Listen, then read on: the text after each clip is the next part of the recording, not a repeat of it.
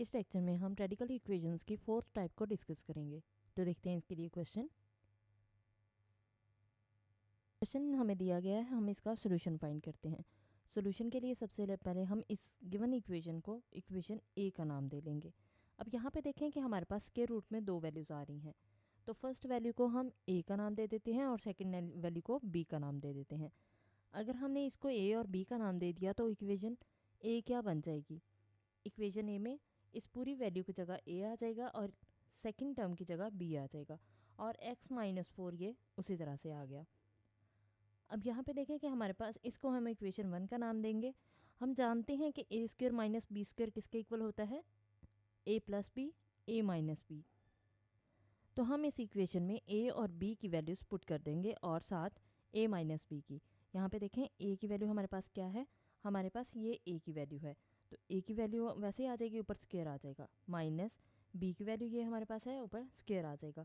यहाँ पे देखें कि ए प्लस बी उसी तरह से आ जाएगा और ए माइनस बी की वैल्यू क्या है, x-4, तो यहाँ पे x-4 आ जाएगी, और ये हमने इक्वेशन 1 से ली है। अब यहाँ पे देखें कि अगर हम स्क्वायर को स्क्वायर रूट से कैंसिल कर देते हैं और इस भी स्क्वायर रूट को स्क्वायर रूट से कैंसिल कर देंगे तो हमारे पास ये बच जाएगा। अब हम इसको सॉल्व कर लेते हैं। सॉल्व करने के बाद हमारे पास क्या बचा, एक्स स्क्वायर माइनस 16, और इसको भी हम लिख सकते हैं 16 को 4 का स्क्वायर। तो 4 का स्क्वायर को हम कैसे एक्सपेंड करेंगे, एक दफ़ा हम इसे प्लस लिखेंगे और एक दफ़ा माइनस लिखेंगे, यानी x+4 x-4। अब यहाँ पे देखें कि ये x-4 इस x-4 से कैंसिल हो जाएगा, क्योंकि दरमियान में इक्वल आ रहा है। अगर ये x-4 इधर जाके मल्टीप्लाई उस साइड पे इधर डिवाइड हो जाएगा तो ये कैंसिल हो जाएंगे। इसका मतलब क्या बचेगा, a प्लस बी किसके इक्वल आ जाएगा, x+4 के इक्वल आ जाएगा। अब हम इक्वेशन 1 और इक्वेशन 2 को ऐड कर देते हैं। तो इक्वेशन 1 में इक्वेशन 2 को ऐड करने से हमें क्या मिलेगा, हमारे पास ये साइन चेंज हो जाएंगे, क्योंकि हमारे पास a प्लस, हम दोनों इक्वेशन को प्लस कर रहे हैं तो इसलिए ये कैंसिल हो जाएगा। तो a प्लस a कितना हो जाएगा, 2a हो जाएगा। इसी तरह से 4 प्लस का और माइनस का कैंसिल हो जाएगा, यानी 0 हो जाएगा, उससे फ़र्क नहीं पड़ता, तो ये 2x आ जाएगा। 2 से 2 कैंसिल होगा तो हमारे पास क्या बचेगा, a is equal to x, यानी a की वैल्यू हमें x मिल गई। अब ये वैल्यू हमारे पास a किसके इक्वल था, a की वैल्यू क्या थी, a की वैल्यू हमने पीछे सपोज की थी कि a इसके इक्वल है, तो यहाँ पे हम वो वैल्यू पुट कर देंगे। अब यहाँ पे देखें हमारे पास क्योंकि स्क्वायर रूट आ रहा है तो इसका हम स्क्वायर लेंगे स्क्वायर रूट रिमूव करने के लिए, तो हमने दोनों तरफ स्क्वायर ले लिया। स्क्वायर से स्क्वायर रूट कैंसिल हो जाएगा तो बाकी ये वैल्यू बच जाएगी। अब यहाँ पे हम एक्स स्क्वायर को दूसरी साइड पे लेके जाएंगे तो ये माइनस एक्स स्क्वायर होगा और ये 4x² मिल जाएगा। ये हमारे पास कौन सी फॉर्म आ रही है, ये हमारे पास क्वाड्रेटिक फॉर्म है, और क्वाड्रेटिक फॉर्म को हम क्वाड्रेटिक फार्मूला से सॉल्व कर सकते हैं। तो इसको हमने क्वाड्रेटिक फार्मूला लगाएंगे। हमारे पास ये क्वाड्रेटिक फार्मूला है, इसमें सारी a b c की वैल्यूज़ लगा देंगे तो हमारे पास वैल्यूज़ क्या आ जाएंगी, ये हमारे पास वैल्यूज़ आएंगी। हम इसको पुट कर देंगे और इसको सॉल्व कर लेंगे। सॉल्व करने के बाद हमारे पास ये सोल्यूशन आ गया, यानी इस इक्वेशन का सोल्यूशन ये आया है। अब हम चेक करते हैं कि क्या ये सॉल्यूशंस ओरिजिनल इक्वेशन को सेटिस्फाई कर रहे हैं या नहीं कर रहे। अगर ये सेटिस्फाई नहीं करेंगे तो एक्सट्रेनियस रूट्स होंगे। तो देखते हैं, सबसे पहले इसके लिए एक्सट्रेनियस रूट्स को चेक करते हैं।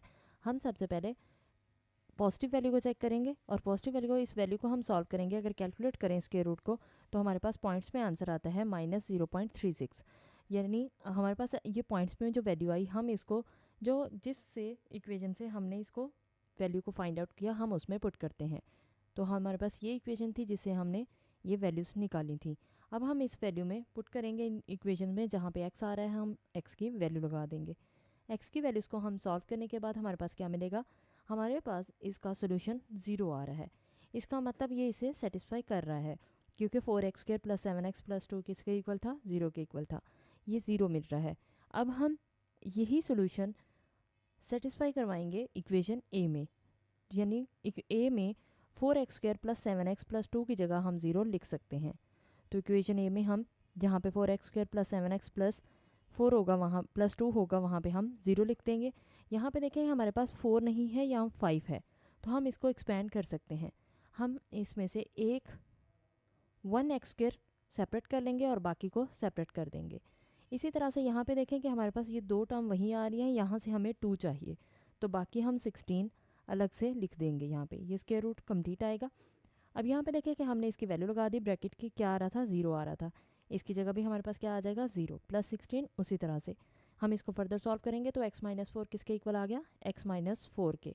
तो ये ट्रू हो गया, इसका मतलब ये इसे सेटिस्फाई कर रहा है, ये ओरिजिनल इक्वेशन को सेटिस्फाई कर गया, इसका मतलब ये इसका रूट है। इसी तरह से हम शो कर सकते हैं कि नेगेटिव वैल्यू भी इसका रूट है, यानी एक्सट्रेनियस रूट नहीं है, इसका रूट है। तो सॉल्यूशन सेट में हमारे पास ये दोनों वैल्यूज़ आ जाएंगी। हम इन वैल्यूज़ को सेपरेट करके भी लिख सकते हैं और इकट्ठे प्लस माइनस में भी लिख सकते हैं। ये हमारे पास इसका सॉल्यूशन आ जाएगा।